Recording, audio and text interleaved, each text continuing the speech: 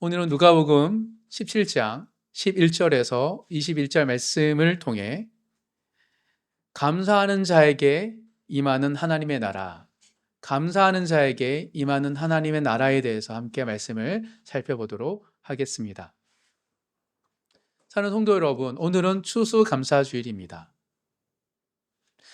오늘은 우리 농경사회가 아니기 때문에 우리가 지금 앞에는 이렇게 우리가 1년 내내 수고했던 곡식과 과일이 있지는 않습니다. 하지만 하나님이 우리에게 주신 것들이 있죠. 추수감사주일은 우리의 수고를 하나님께 드리는 것이 아니고 하나님이 우리에게 주신 것을 하나님께 드리는 겁니다. 추수감사절은 단순히 많이 거두었기 때문에 감사하는 날이 아니에요. 우리 착각합니다. 내 삶에 뭐가 있었지? 라고 생각하죠. 그래서 하나님은 하나님 백성들에게 감사는 언제나 환경이 아니라 방향이라고 말하고 계십니다. 추수감사절은 하나님께 감사를 고백하는 그 방향의 날이에요. 상황이 아니라 하나님이 향한 마음의 움직임이죠. 우리는 종종 이렇게 말합니다. 지금 형편이 나아지면 감사하겠습니다. 문제가 해결되면 감사하겠습니다. 상황이 바뀌면 감사할 수 있겠습니다. 그러나 성경은 전혀 다른 말씀을 우리에게 하고 있습니다. 감사는 상황에서, 환경에서 나오지 않는다. 감사는 하나님을 바라볼 때 나온다라고 성경은 말하고 있습니다. 감사는 기분이 아니라, 감정이 아니라 믿음의 선택입니다. 감사는 조건이 아니라 하나님께 방향을 돌리는 행동이기 때문이죠. 이 사실을 가장 극적으로 보여주는 이야기가 있습니다. 바로 네덜란드의 신앙인이었던 코리 텐 붐의 수용소 이야기입니다.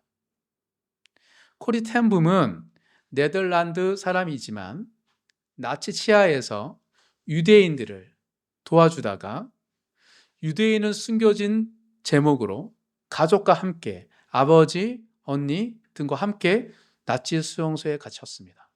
결국 언니도 죽고 아버지도 죽죠. 그녀만 살아서 그녀는 온 세상에 하나님을 전하는 사람이 되었습니다. 참고로 이 여성은 코리 텐 붐은 시계 만드는 사람이야, 최초로. 아버지가 시계를 만들었던 사람이었거든요.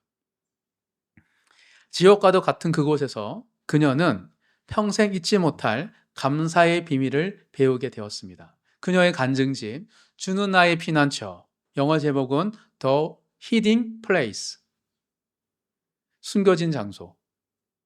그녀의 집, 그대 침대 옆에 숨겨진 장소에서 유대인들이 숨겨졌거든요. 그는 수용소가 그에게 숨겨진 장소였다고 고백하는 간증집에 보면 수용소 생활에서 그녀를 가장 심하게 괴롭힌 것이 벼룩이었다고 기록되어 있는 내용이 있습니다. 자매 여러분, 형제 여러분, 한번 상상해 보십시오. 수용소입니다.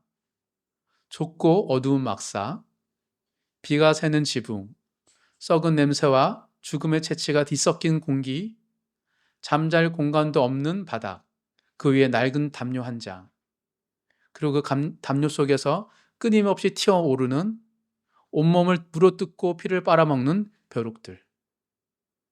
이 벼룩이 있는 수용소 생활이 너무 고통스러웠다고 그는 말하고 있습니다. 피부가 찢어지고 손톱이 계속 긁어도 가려움 멈추지 않습니다. 감염된 그곳에 계속 벼룩이 물어뜯고 있는 거죠. 즉 수용소 생활에서 벼룩은 고통의 상징이었고 절망의 상징이었습니다. 수용소 생활도 힘든데 그 벼룩이 쓸 수 없이 자기의 몸을 괴롭히니까 너무 괴로웠던 것입니다. 잠시도 쉴 수 없는 그 고통 속에서 어떻게 감사를 할 수 있습니까? 그런데 코리의 언니 베시는 이렇게 말했습니다. 성경에 범사에 감사하라고 하셨어, 코리야. 우리는 지금도 감사해야 해. 코리는 이해할 수 없었습니다. 언니, 벼룩을 어떻게 감사할 수 있어? 이 상황에서 어떻게 감사가 나와? 그러던 어느 날 코리는 놀라운 사실을 듣게 됩니다. 독일 군인들이 자기들의 막사에 들어오지 않는 이유를 우연히 듣게 되었기 때문이죠.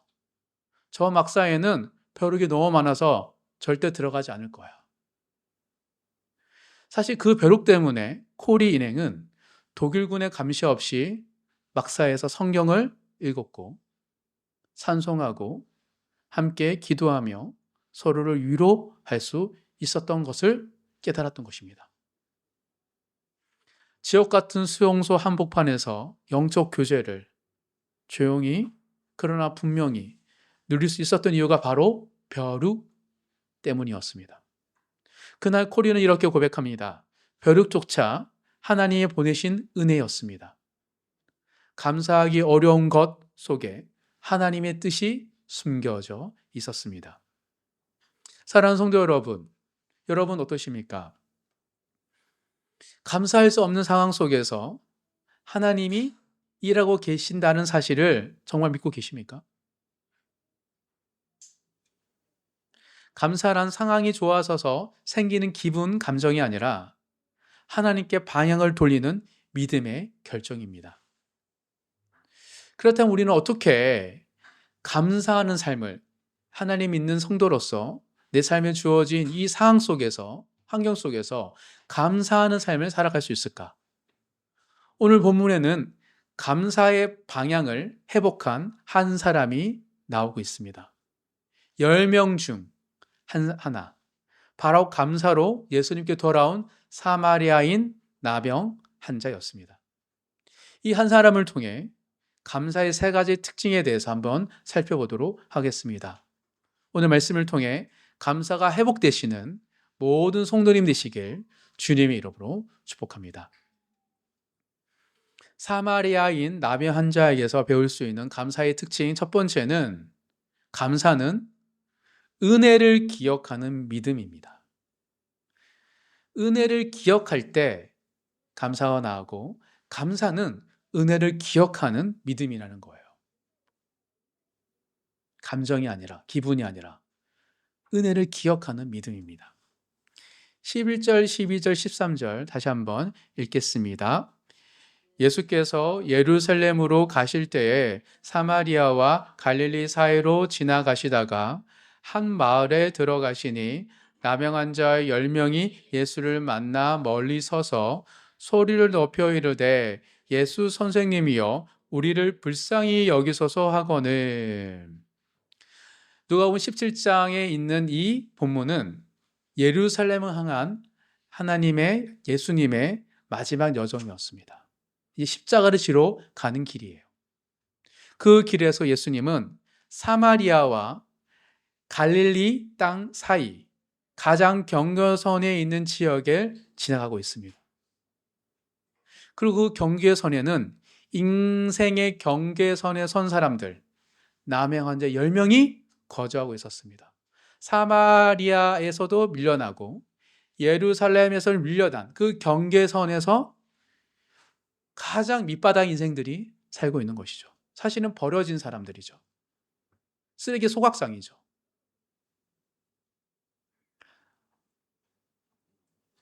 제가 예전에 얘기한 것처럼 고아원도 그 경계선에 있습니다. 제가 그런 곳에 살았어요. 도시와 도시 사이에 하수도 처리물 옆에 고아원이 있는 거죠. 그 경계선에서 10명의 나병 환자가 등장합니다. 그들은 예수님께 가까이 다가갈 수 없었습니다. 그래서 멀리 서서 외칩니다. 멀리 서서. 이 짧은 표현 하나에 그들의 고통이, 그들의 현실이 그대로 담겨 있습니다. 멀리 서서. 육체의 고통, 사회적 고립, 가족과의 단절, 종교적 추방, 공동체로부터의 상실, 인간으로서의 존재가 무너진 절망, 사람이 살 수 없는 운막 같은 곳에서 땅을 파고 살고 있는 동물보다 못한 취급을 받는 그들의 현실이 멀리 서서에 담겨 있습니다. 나병은 몸이 썩어가는 병만이 아니라 사람과 사람 사이의 거리를 멀어지게 하는 병, 저주였기 때문입니다. 그들은 예수님께 가까이 갈 수 없었지만 예수님을 향해 목이 터져라 외칩니다. 왜냐하면 예수님 주위에 사람이 많잖아요. 그 사람들 가까이 하면 안 되고 죽거든요. 두드려 맞아서. 그러니까 얼마나 멀리서 외쳤을까요? 예수님의 동선을 생각하고 그나마 예수님이 볼 수 있는 언덕 위에서 하나 둘 셋 하면서 외쳤을 것 같습니다. 예수 선생님이여 우리를 불쌍히 여기소서. 한 사람이면 어쩌면 들릴 수 없는 말이 10명이 모여서 하나 둘 셋 하며 외쳤습니다. 이 외침은 지식도 조건도 자격도 없이 전 존재를 걸고 그들이 할 수 있는 유일하고 어쩌면 마지막 기도 같은 외침이었습니다. 14절 읽겠습니다. 보시고 이르시되 가서 제사장들에게 너희 몸을 보이라 하셨더니 그들이 가다가 깨끗함을 받은지라. 예수께서 보시고 예수님께서 그들의 소리를 듣고 그들을 보셨어요. 이 짧은 표현은 은혜의 시작을 의미합니다. 예수께서 보시고 예수님은 그들의 거리와 그들의 상처, 그들의 두려움을 보셨습니다. 외면하지 않으셨습니다. 감사의 시작은 내가 하나님을 보는 것이 아니라 우리가 하나님을 보는 것이 아니라 하나님이 주님이 나를 먼저 보시는 것에서 시작하기 때문입니다. 그리고 예수님께서는 그들에게 이렇게 말씀하십니다. 가서 제사장들에게 너희 몸을 보이라. 그들은 아직 아무런 변화가 없었습니다. 진흙을 바르란 얘기도 없었고 물에 들어가 나오란 말도 없었고 치유에 대한 어떤 선언도 없었습니다. 피부도 그대로였고 상처도 그대로였습니다. 그럼에도 불구하고 10명의 나병 환자는 말씀에 순종해 예루살렘 제사장에게 향하여 걸음을 옮기기 시작했습니다. 그리고 바로 그 길 위에서 치유가 일어났습니다. 말씀의 길이었기에 그 말씀의 길에 치유의 기적이 일어났던 것입니다. 순종의 걸음을 내디딜 때 하나님은 그 길에서 그 길 위에서 은혜를 펼치고 계십니다. 15절 16절 읽겠습니다. 그 중에 한 사람이 자기가 낳은 것을 보고 큰 소리로 하나님께 영광을 돌리며 돌아와 예수의 발 아래에 엎드리니 감사하니 그는 사마리아 사람이라. 10명 모두 놀라운 치유를 경험했습니다. 그러나 단 한 사람만 예수님께 돌아옵니다. 그는 사마리아인이었습니다. 유대인들에게 멸시받고 종교적으로 주변부에 있던 그 사마리아인 한 사람만이 주님께 돌아왔습니다. 왜냐하면 그는 은혜를 잊지 않았기 때문입니다. 제사장의 판결, 제사장에 가야지 나병 환자들이 다 치유됐다라는 판결을 받아야지 가족에게로 돌아갈 수 있거든요. 제사장의 판결보다 먼저 은혜의 주님께 돌아간 것이 더 중요함을 이 사마리아인은 알았기 때문입니다. 그는 예수님께 와서 큰 소리로 하나님께 영광을 올려 드리며 예수님께 오고 있습니다. 그의 감사는 단순한 마음속엔 감정이 아니라 행동하는 예배였습니다. 하나님께 감사하라고 크게 외치면서도 돌이켜 주님께 돌아오는 행동이었기 때문입니다. 그리고 그는 예수님의 발 앞에 엎드립니다.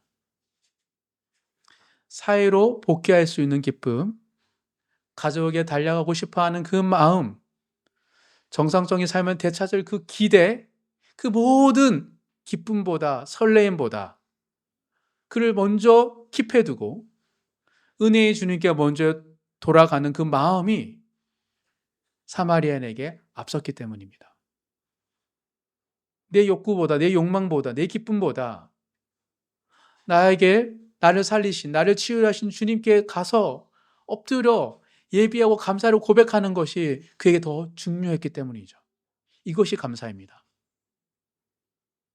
감사는 나의 새로운 삶보다, 내가 원하고 내가 꿈꾸는 삶보다 은혜의 주님이 먼저라는 고백이기 때문입니다.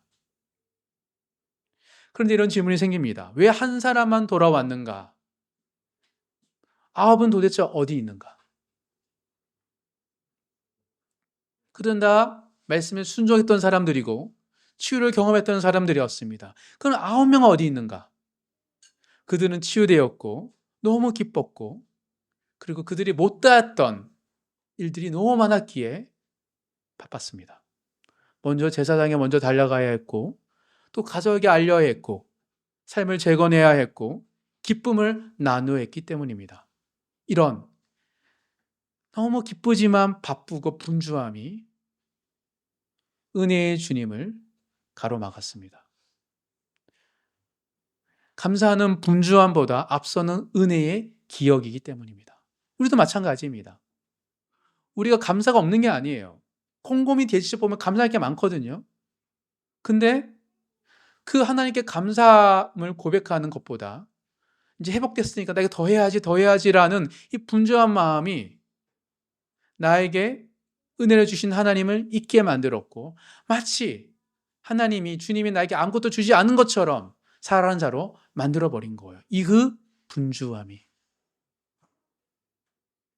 그래서 감사를 할 수 있는 사람은 분주함보다 앞서는 은혜의 기억을 되새기는 사람이 감사를 고백할 수 있습니다. 9은 은혜를 받았지만 주님을 잊었습니다. 하지만 한 사람은 은혜를 받고 주님을 기억했죠.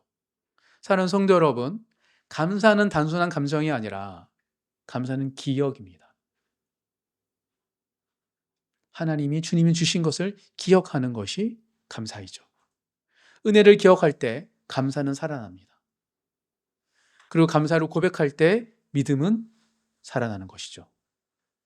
추수감사 주일은 하나님이 영광받는 날이기도 하지만, 어쩌면 우리가 잊었던 그 기억들을 되새기면서 정말 우리가 안에 하나님의 사랑과 하나님의 돌보심이 많았다는 것을 고백하는 회복의 날 줄 믿습니다.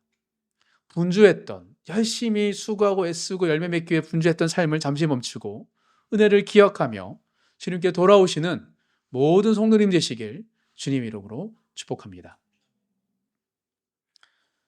두 번째, 사마리아인 나병 환자에게서 배울 수 있는 감사의 특징 두 번째는, 감사는 하나님께 영광 올려드리는 예배라는 것입니다. 감사는 예배입니다. 감사는 기억이라면 첫 번째, 감사는 예배입니다. 이제 17절을 함께 읽겠습니다. 예수께서 대답하여 이르시되 10사람이 다 깨끗함을 받지 아니하였느냐? 그 9은 어디 있느냐? 예수님은 마치 기다렸다는 듯이 사마리아인이 돌아오자 예수님께서 기뻐하시는 말 대신에 질문을 하십니다. 나머지 9은 어디 있느냐? 이 질문은 사마리아인을 향해 책망하는 것이 아니라 그 예수님 주위에 있는 사람들, 그리고 지금 이 본문을 읽고 있는 우리에게 던지는 주님의 질문입니다. 9명은 도대체 어디 있어? 너 10가지를 받았는데 9가지에 대한 너의 고백은 어디 있어? 9도 은혜를 받았는데 왜 9명은 돌아오지 않았는가? 10명이 모두 은혜를 경험했습니다. 모두 치유의 기적을 체험한 것이죠. 그러나 하나님께 영광을 올려드린 사람은 단 한 명뿐이었습니다. 여기서 알 수 있는 사실, 이 질문에서 알 수 있는 사실, 예수님의 마음은 분명합니다. 기적의 은혜를 내 삶 속에 하나님의 돌보심이 많은 열매가 있는 것보다 주님은 그것을 가지고 하나님께 감사하는 예배자를 더 기다리고 찾으신다는 사실입니다. 우리가 어떤 누군가를 보고 내 자신을 뒤돌아볼 때 내 삶에 대단하고 드라마틱한 하나님의 기적과 돌보심이 있는 것이 우리는 원할 수 있지만, 하나님은 그걸 원하는 것이 아니라 아주 작더라도 그것을 가지고 주님께 나아가 감사하다고 예배드리는 자를 주님은 기다리고 찾으시는 것이죠. 한 사람의 예배자. 그게 사마리아인이었습니다. 그리고 잃어버린 양을 기다리는 것처럼 나머지 9명은 왜 안 오느냐 라고 주님은 안타깝게 여기시는 것이죠. 18절 읽겠습니다. 이 이방인 외에는 하나님께 영광을 돌리러 돌아온 자가 없느냐 하시고, 예수님은 사마리아인을 이방인이라고 부르십니다. 민족적인 표현이 아닙니다. 의도적으로 하신 것이죠. 왜요? 어쩌면 9명은 이방인이 아니라 유대인 확률이 높았다는 것을 드러내고 있는 것이죠. 여기에 신앙의 큰 반전이 담겨 있습니다. 이방인은 주님께 예배를 하는데 정작 하나님의 백성들이 하나님께 감사하지 않는 거예요. 하나님을 안다고 말하는 유대인들, 율법을 잘 알고 있던 종교적 사람들, 성경 중심의 삶을 살던 이들은 정작 그들은 하나님의 영광을 올려드리기 위해 예수님께 돌아오지 않습니다. 그러나 종교적 배경이 없고 배운 것도 많지 않았고 사람들에게 멸시받던 사마리아인 한 사람만이 하나님께 영광 올려드리기 위하여 예수님께 돌아왔던 것이죠. 그것이 이방인의 표현에 담겨 있습니다. 주위에 많은 유대인들이 있었기 때문이죠. 여기서 신앙의 본질이 드러납니다. 하나님께 영광을 올려드리는 사람은 종교적으로 높은 사람이 아니라 은혜 앞에 겸손한 사람들입니다. 남들 앞에서는 이런저런 모습으로 마치 하나님 위하여 자기 삶을 헌신한 것처럼 보이지만 실제 예수님께 와서 엎드려 경배하는 사람은 그들이 아니라 겸손하고 아웃사이더 같은 사람이라는 것을 예수님께서 드러내는 것이죠. 그 겸손함이 감사로 나타났고 그 감사가 예배로 이어진 거예요. 그게 예수님이 받으시는 예배입니다. 큰 곳에서 화려하게 드려진 예배, 큰 것을 주님께 드려서 하는 게 받으시는 게 아닙니다. 하나님은 부족한 분이 아니시잖아요. 겸손하지만 그 감사하여서 드리는 예배를 하나님은 받으시기 때문이죠. 마지막 19절 읽겠습니다. 그에게 이르시되 일어나 가라 내 믿음이 너를 구원하였느니라 하시더라. 열병의 남은 환자 모두는 육체의 치유를 받았습니다. 그러나 감사로 예수님께 돌아온 사마리아인은 육체의 치유뿐만 아니라 영혼의 구원까지 받게 됩니다. 예수님은 그 사마리아인의 감사를 믿음이라고 말씀하십니다. 감사가 없는 믿음과 감사가 있는 믿음은 전혀 다른 믿음입니다. 예수님은 기적을 경험한 믿음을 믿음이라 부르지 않으셨고 성경 지식이 많은 믿음을 믿음이라 하지도 않으셨습니다. 예수님께서 인정하는 믿음은 감사로 주님께 돌아오는 믿음이기 때문입니다. 감사는 구원의 조건이 아니라 구원이 임한 자에게 자연스럽게 흐르는 맺어지는 열매이기 때문입니다. 사랑하는 성도 여러분, 감사는 마음의 따뜻한 감정이 아닙니다. 감사는 하나님 향한 예배의 행위입니다. 내가 지금 감정이 너무 좋고 감사한 게 많아서 막 자랑하고 싶어서 하나님께 하는 게 아니고 하나님 향한 예배 태도라는 거예요. 감사의 예배자가 되셔서 일상에서 하나님의 구원을, 그 은혜를 경험하시는 모든 성도님 되시길 주님의 이름으로 축복합니다. 마지막 세 번째, 사마리아인 나병 환자에게서 배울 수 있는 감사의 특징 세 번째는 감사는 하나님 나라를 누리는 삶입니다. 감사는 하나님 나라를 누리는 삶이에요. 어떻게 보면 이 땅에 임한 하나님 나라를 누리는 사람은 감사로 하나님 나라의 문을 여는 거예요. 열쇠와 같습니다. 20절 상반절만 다 같이 읽겠습니다. 바리새인들이 하나님 나라가 어느 때에 임하니까 묻거늘.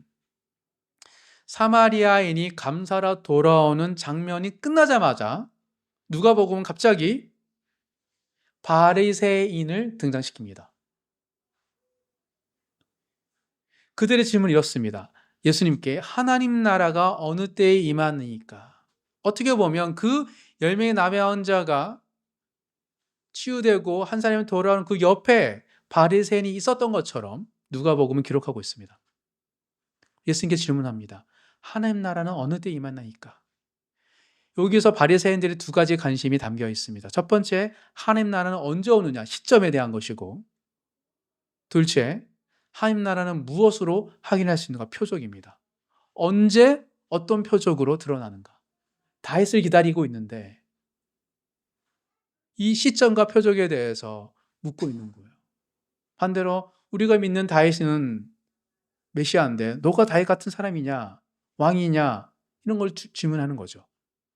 바리새인들은 눈에 보이는 변화, 육체적인 표적, 외적인 현상에 관심이 있었습니다. 그러나 예수님께 감사를 엎드린 사마리아인은 하나님 나라의 시기를 묻는 바리새인과 달리 바리새인은 하나님 나라에 어느 때 임하니까 묻고 있는데, 그 바리새인들이 종교적으로 이단이라고 생각하는 사마리아인은 오버랩해서 보면 지금 예수님의 바닥에 엎드려 예배하고 있습니다. 사마리아인이 예수님의 발에 엎드려 예배할 때 옆에서 바리새인들은 하나님 나라는 어느 때 임하나이까? 라고 묻고 있는 거예요. 오버랩되게 성경은 기록되고 있습니다. 감사로 주님께 돌아온 사마리아인은 이미 하나님 나라를 지금 예수님 발밑에서 맛보고 있는데, 종교 지도자라고 하는 바리새인들은 여전히 하나님 나라는 밖에서 찾고 있는 거예요. 이것이 바로 감사하는 자와 표적을 구하는 자를 전혀 다른 길 위에 서 있음을 보여주고 있는 것입니다. 20절 하반절 읽겠습니다. 예수께서 대답하여 이르시되 하나님 나라는 볼 수 있게 임하는 것이 아니요. 하나님의 나라는 눈에 보이는 사건이나 외적인 징조로 시작되는 것이 아니라고 말하고 계십니다. 정치적인 변화가 일어나고 로마 정권 사회에서 삶의 환경이 달라지고 경제가 좋아지고 외적인 축복이 나타나는 것, 이런 것들이 하나님 나라의 본질이 아니라고 말하는 거 있습니다. 어쩌면 바리새인은 나병 환자가 회복되고 도양을 보고 기적이어서 하나님 나라를 물어볼 수 있지만, 보통 우리는 봤지? 이게 하나님 나라야 라고 우리는 얘기할 수 있죠. 예수님은 그렇지 않습니다. 예수님은 하나님 나라의 본질이 거기 있지 않음을 알고 있었기 때문입니다. 표적을 보고 물어보는 거예요, 바리새인들이. 하나님 나라는 보이는 나라가 아니라 보이지 않는 분, 하나님의 통치가 임하는 나라이기 때문입니다. 드러나는 것으로 하나님 나라에 대해서 말할 수 없습니다. 21절 읽겠습니다. 또 여기 있다 저기 있다가도 못하리니 하나님의 나라는 너희 안에 있느니라. 여기서 너희 안에 in you 라는 표현은 우리 마음 가운데, 우리 삶 가운데, 우리 영혼 안에 있다는 거예요. 우리 외면이 있는 것이 아니라, 외적인 것이 있는 거나 환경에 있는 것이 아니라 우리 마음에 하나님 나라가 임한다고 말하고 있습니다. 하나님 나라는 먼 미래에만 나타나는 기다리는 나라가 아닙니다. 특정 장소와 행사를 통해서만 오는 나라도 아닙니다. 하나님 나라는 이미 예수님께 돌아오는 사람 안에 임하였기 때문입니다. 그 사마리아인이 임하였어요, 하나님 나라가. 그걸 지금 드러내고 있잖아요. 엎드려 경배하고 있잖아요. 바로 사마리아인이 그 증거입니다. 그의 환경은 달라지지 않았죠. 분명 나병 환자가 치유됐지만 그렇다고 해서 내 삶이 드라마틱하게 변했나요? 여러분들이 예수 그리스도를 알고 주 하나님 믿고 그리스도에 되었을 때 삶이 변하나요? 그런데 그의 마음에는 평안이 임하였고 그의 영혼 안에는 구원의 확신이 생겼고 그의 발걸음은 세상이 아닌 예수님께 향하였습니다. 이게 하나님 나라가 임한 사람들의 특징입니다. 사마리아인의 마음 안에서 하나님 나라가 시작된 것이죠. 그래서 예수님께 돌아온 그 순간, 감사하는 순간, 그의 마음에는 하나님 나라가 임하기 시작했던 것입니다. 사랑하는 성도 여러분, 감사함으로 하나님 나라의 유업을 온전히 누리시는 모든 성도님 되시길 주님의 이름으로 축복합니다. 벼룩도 감사가 될 수 있습니다. 말씀을 정리하겠습니다. 사랑하는 성도 여러분, 오늘 우리는 누가복음 12장 말씀을 통해 추수감사 주일의 감사의 의미와 특징을 살펴보았습니다. 첫 번째 감사는 은혜를 기억하는 믿음이고, 둘째 감사는 하나님께 영광 올려드리는 예배이며, 셋째 감사는 하나님 나라를 누리는 삶임을 살펴보았습니다. 그리고 사마리아인의 감사 속에서, 감사의 고백 속에서, 감사의 행위 속에서, 돌이킴 속에서 하나님 나라가 시작되었고, 그가 엎드려 홀로 드리는 예배 가운데 하나님이 임재가 드러났고, 그의 믿음 가운데 하나님 나라의 구원이 이루어졌습니다. 성전도 아니요, 수많은 사람도 아니고 그냥 그 한 가녀린 사람의 고백에 예수님의 시선이, 하나님의 시선이 임하였음을 예수님은 바리새인들에게 드러내고 계십니다. 이걸 보지 못하느냐? 이걸 보고도 밖에서 찾느냐? 우리도 마찬가지입니다. 감사가 하나님 나라를 누리는 열쇠입니다. 또 우리가 감사할 게 참 많은데 잃어버리는 것 같아요. 왜요? 세상을 보면 감사가 보다 또 할 게 많고 분주하고 바쁘기 때문이죠. 남은 2025년 한 해 동안 매일 감사로, 매 순간 감사로 하나님께, 주님께 나아가고 돌아가심으로 하나님 나라의 유업을 온전히 누리시는 모든 성도님 되시길 주님 이름으로 축복합니다.